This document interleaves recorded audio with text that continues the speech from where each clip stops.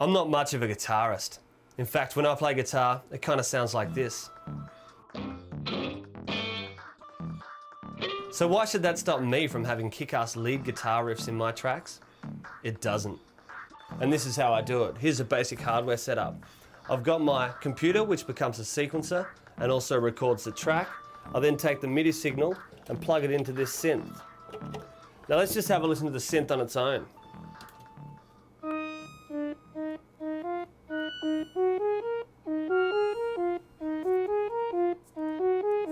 Now you can hear how it's got a slow attack sound, and it's also got these harmonics right up the top. They're all going to sound wicked when it's amped up. I'll add a bit of distortion here in the synth.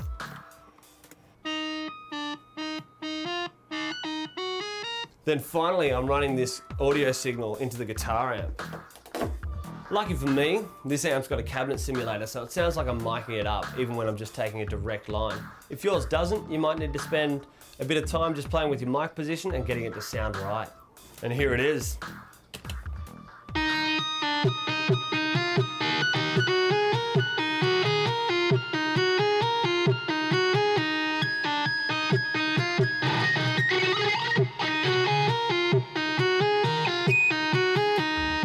And you can hear a bit of speaker fart in there, but that's what happens when you mic up a guitar and then overdrive the heck out of it. A good little trick at this point is to get out the wah-wah pedal.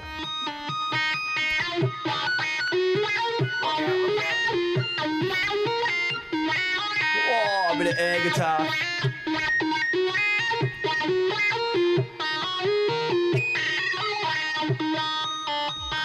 So here's an even easier way of doing it inside the box. This is my original sound source.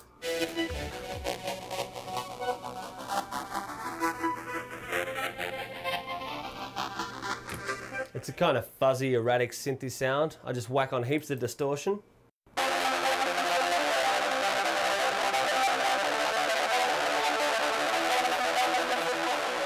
Now it sounds a bit more like a guitar, but it doesn't quite sound right yet because I need an amp sim. This is MDA Combo. This is freeware, it's available on the Produce forum. And basically what it does is it puts the air in there. It makes it sound like you're miking up a cabinet. That's exactly how you record a guitar amp. So this is why it sounds a lot more real.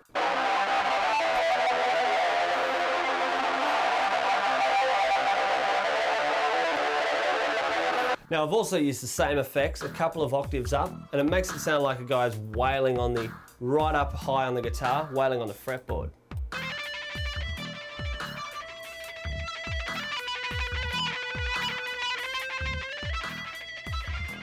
Now when I put those together, it sounds like two guitars, or it just sounds like one guitar wailing with a mega sound.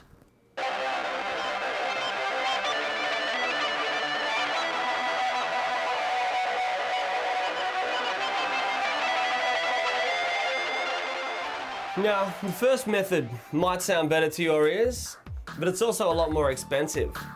You need to have hardware synths and hardware amps, but then the benefit, of course, is that it doesn't use a heap more CPU power like using all these plugins. But method 2 is using freeware plugins and just a normal freeware synth. And all you need to do is layer your distortion and then your amp simulator, and you get that depth of sound like a real guitar. Now all those sounds are there for the taking, and the word synthesizer comes from the term synthesis, meaning to recreate something or to generate it from the ground up.